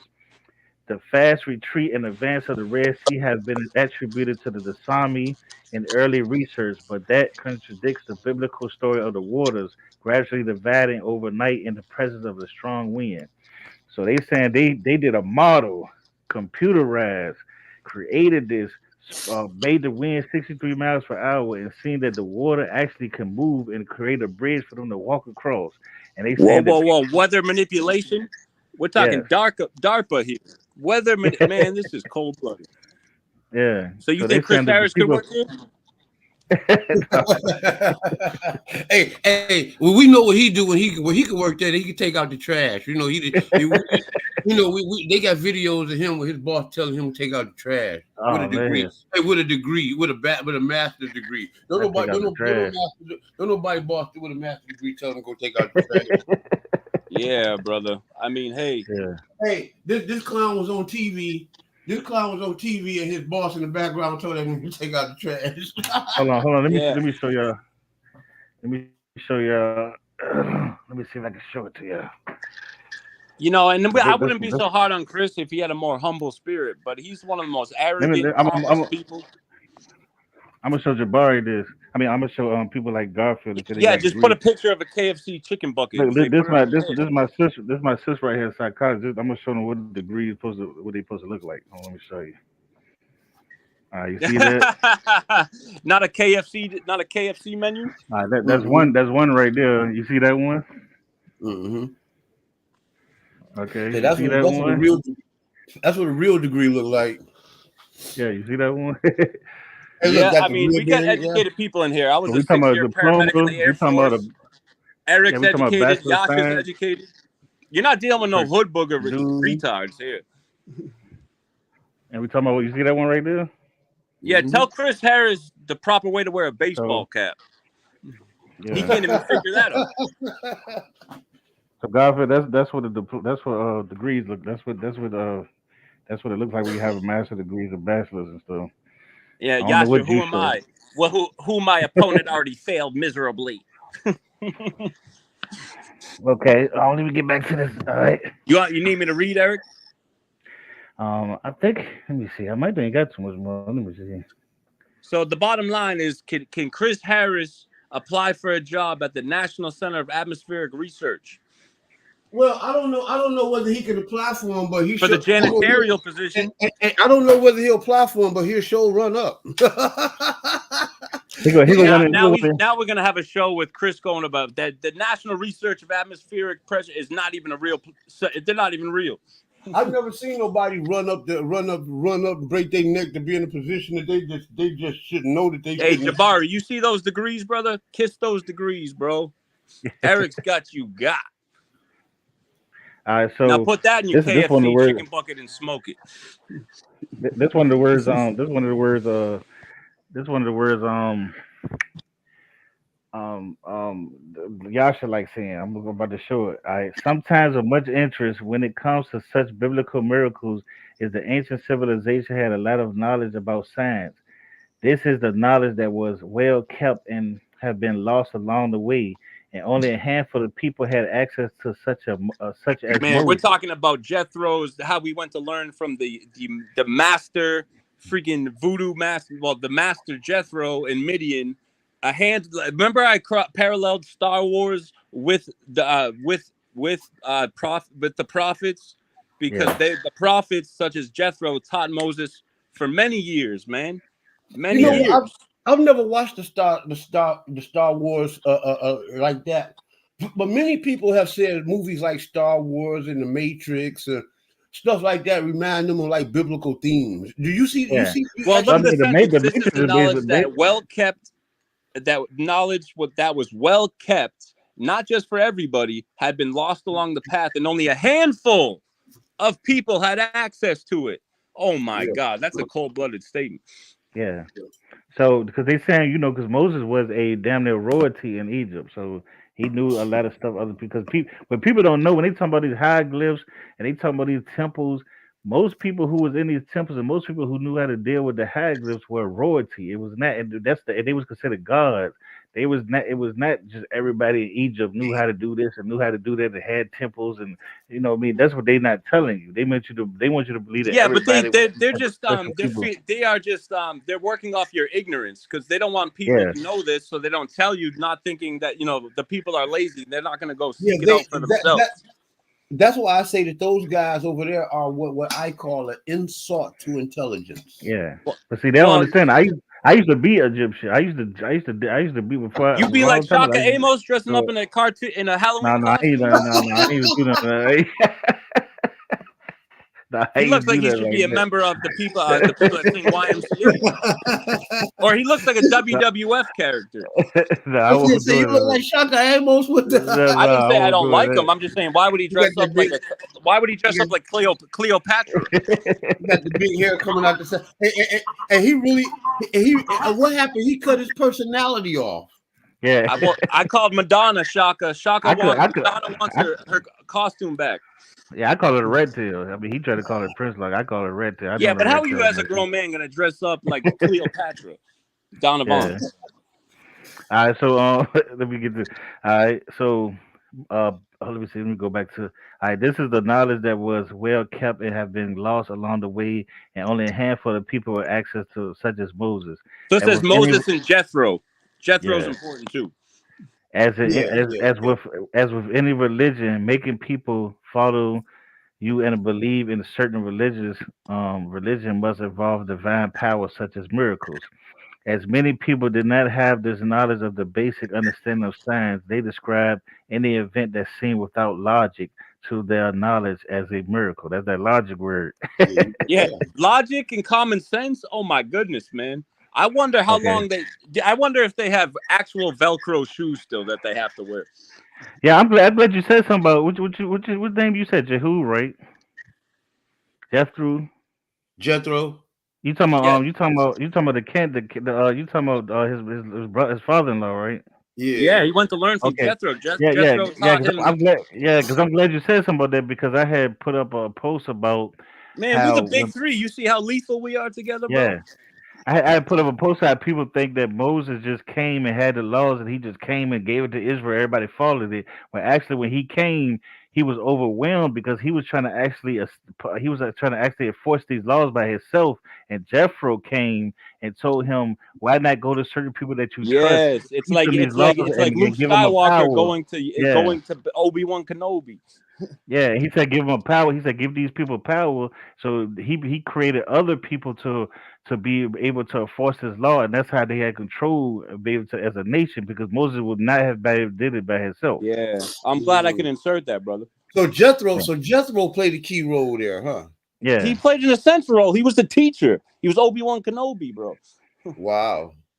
Moses 'cause would have never learned what he knew if he didn't know his father-in-law in Nope. Midian after he committed murder. I mean, some serious had those 40 years he was missing.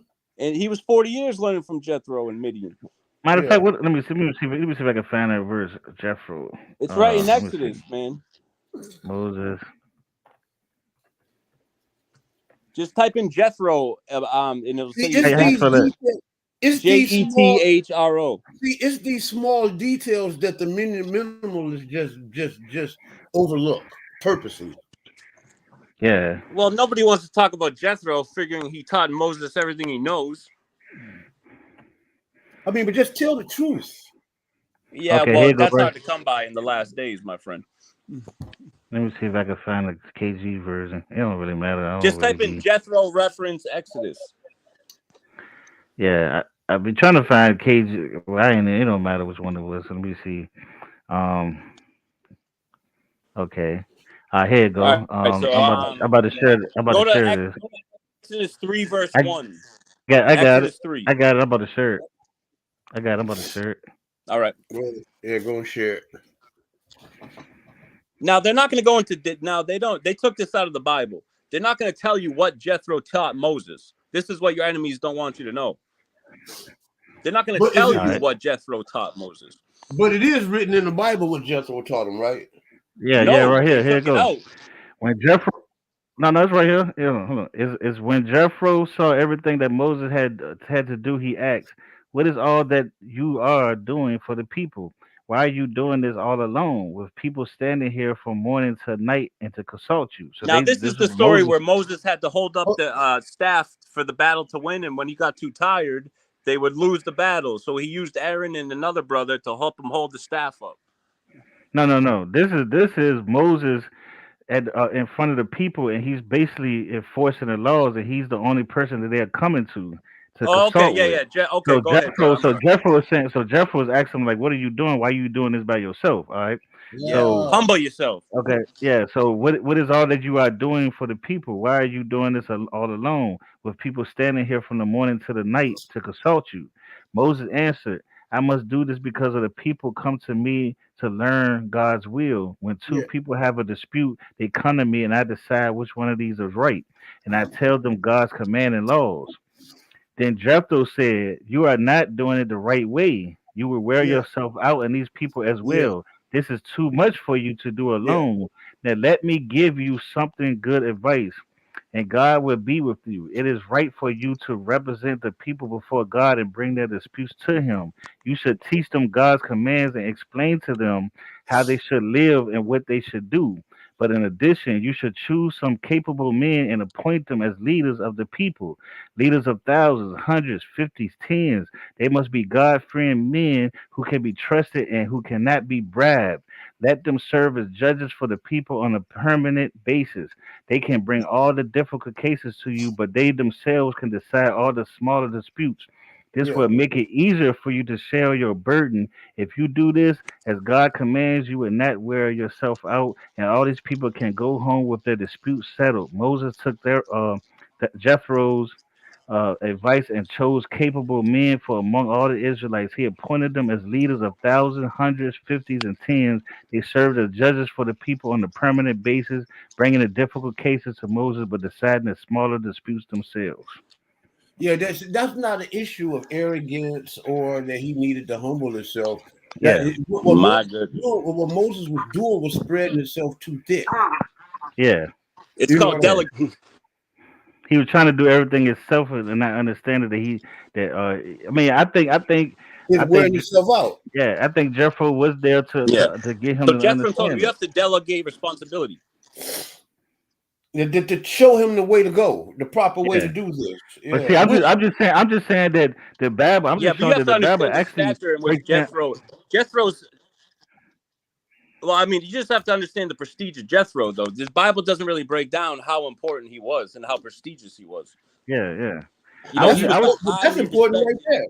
I mean, but that I beg to differ. That's very important. What we just read. Well, Yeah, because it's not I expounded think it upon shows. because I Yeah, think not yeah, yeah, everybody is going to think that's important. I mean, yeah. I think it shows the reality of the history of this part because it's not showing. Because a lot of people just think Moses got these laws and then he went into Israel and said, "Well, let's go and I'm gonna Now, give you how these laws. often You do have you to hear follow them." brothers So it's talk about actually this showing a subject breakdown. at all? It's actually showing a breakdown of how this laws became and how it was able to So be enforced the Jethro whole showed Moses how to But set you up got the whole. to, first Israelite government. hey Mike, but Yeah, you got to let him finish his thought because you breaking him off, and I can't hear what he's saying. yeah, yeah. So what I was saying is I like it because it's not it takes the fairy tale away of this event and shows the historical and how it had reality of it because it's not this Moses just took these laws and went into Israel and enforced these laws and everybody just followed it. It showed the it showed the it showed the stress and pressure he had trying to enforce these laws and judge the people correctly as a So whole this nation of was, people. So was it this shows that how before he had to, huh? was this before Sinai or after? This is after Sinai, but this is right before they went to Israel. Okay. Because I think if I ain't mistaken, Moses never made it to Israel, right? Well, he right. So basically he had the laws already at this point. Yeah. So that's why I think God went to. I think God have Jethro established to him this because if Moses wouldn't have did this, these Israelite people would have went to Israel without Moses. They wouldn't have had these people to be able to control this nation through judgment. Yes, yes, You because see what I'm Moses saying? didn't go in there with them. Yeah. Key, very important, very important. And I like that. I like this. I like to build the Sons of Zodok research team because we look at the fine details like this, Yeah.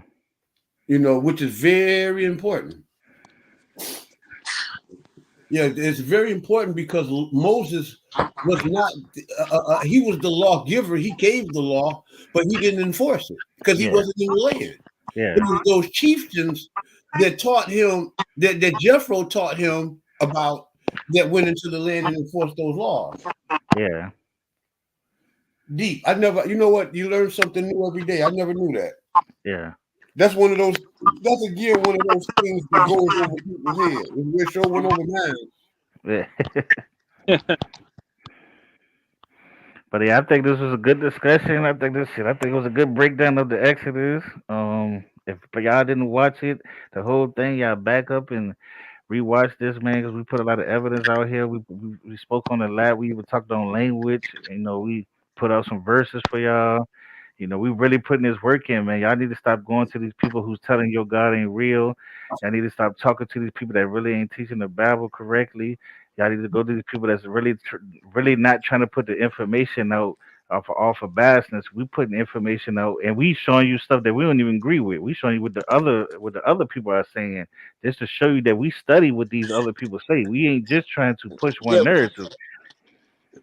yeah, we respect God so much as brothers that we're really trying to serve Him to the best of our ability, and it's our job to try to show to the people how to properly use discernment. Doesn't mean we're prideful or trying to be arrogant or boastful. This is actually Well, what we do. one of the things that bothers me, with this high caliber knowledge, the Israelites should swarm over here with us and support us, but they would rather go over there and swarm atheists and people that don't believe Yeah, in because God. brother, what do predators do? If a lion's chasing a pack and one of the babies gets trips and has a limp knee, he's not going to go chase the mama. He's going to eat the baby. Less work. Mhm.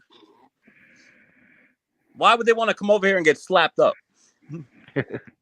Well, they can get sharpened over here. Iron No, sharpens they're iron not over humble here. enough to get sharpened. They think Esau's the white man. Yeah, well,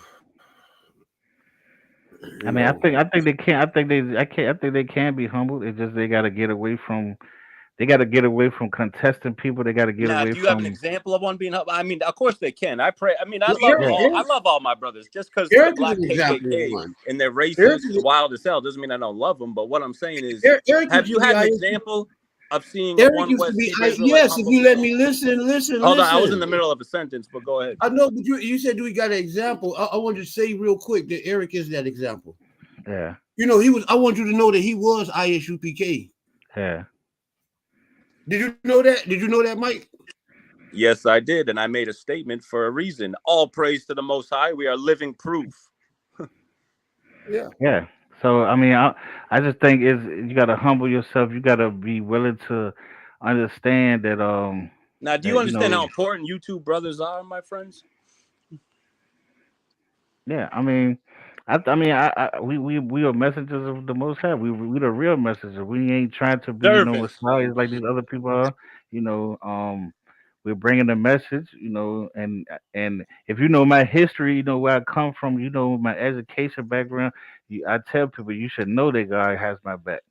Think Because about I'm this. supposed to know the stuff I know. Think about this, man. You talk about we are the real messengers. That's something that you said. The real Yeah, messengers, the real Malachim, right?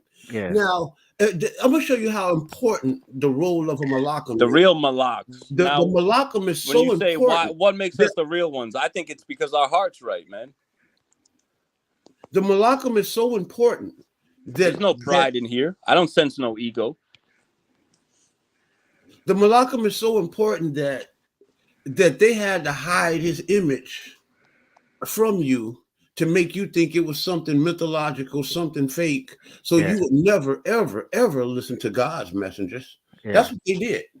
yeah, They got you looking for angels, cupids, spirit motherfuckers.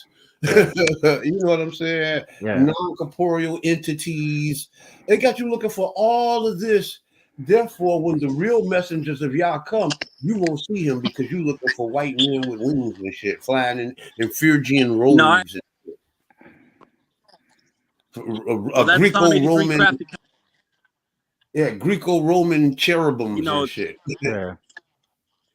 and brother, they Um, brainwash people so bad that they think when they open the Bible, it's a chapter in a Harry Potter Hogwarts novel. yeah. The burning bush. What did he cast a spell on it? Come on, bro. So I mean, we could we might do something again this week, maybe tomorrow, maybe the day after. Hey, I if you got want more to info. if you want to hang around, we can I got chat. It's up to Yasha. I got tons of information, but I gotta get out soon because I gotta wake up in the morning, go to work. But Yeah, brother Eric. Hey, great job, my friend and brother, as thank you. always. Yo, Yasha, if you want to stick around and do a dialogue, we can do that. Whatever you want to do. Nah, it's Sunday. We can start a new. I mean, I can call you back and talk, but I'm not going to stay around on air. Yeah, I don't want to make the video too long so where people don't want to watch it. So well, good job, brothers. Thanks for having me, and all praise to the Most High. Yeah, you can call. You can call me after we end the show. That being stated, Yasha Ben Israel is out of here. Y'all push that like. Please push that like so you can help us get off into the algorithms. We having a real problem with them pushing us into the algorithms. They have shadow banned this page, and the 100 or 200, the some odd views that we may pick up. We really work hard for them to get views. They're all organic. They're not in the algorithms because they keep our videos in the basement under lock and key. I'm just gonna be honest with you. I can give you the names of some of my videos and tell you to look them up, and they're not gonna come up on your YouTube channel. yeah, Which means that we're not in the algorithms. It means that we're shadow banned. yeah. So we're going to work on a new channel. We're going to keep fighting the fight, and the truth is going to find the truth seeker. Either way, Yeah, we gonna have to push that. We gonna have to push that without end. Say love, so be it. Yeah, we gonna have to push that Zodak page or that bull. Yeah, we go over y'all over to the Sons of Zodak research page, Facebook, YouTube. YouTube. Yeah, YouTube. We're going to work on the Sons of Zodak page, and we're going to work on the liar scams and fraud page. You know, this channel, I used to go in on the enemy on this channel, but I'm not going to do that anymore. We have special. We got an actual war channel where we can actually go straight to war with these guys. Yeah. So yeah, we keep that way. We can keep these channels good and clean. And I think I'm going to educational. start on my application for the National Institute of Atmospheric Research Center. All right. Yeah. So All right, much peace, love, love. y'all. Much love to the planet Earth. All right, peace, peace. Shalom. And we out of Shalom. here.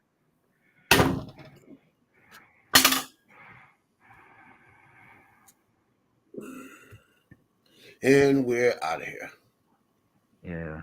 I think that was a good